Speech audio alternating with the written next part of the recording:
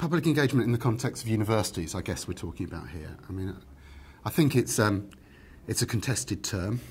There's lots of different terms.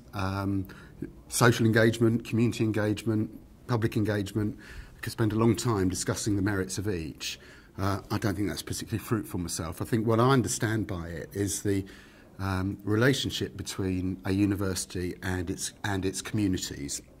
And by communities, I mean both geographic communities, those, for instance, that are local to where the university's at, but also communities of interest, such as young people, older people, lesbian and gay communities, black minority ethnic, and so on. So different types of communities within the university's reach.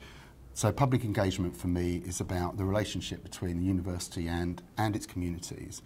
I think where it's done well, it probably has an element of mutuality about it, something that's beneficial to both parties.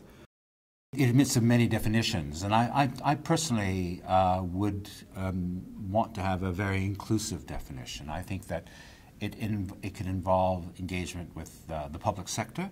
It can involve with a wider range of publics through, for example, museums and art galleries, through small theatre groups, etc.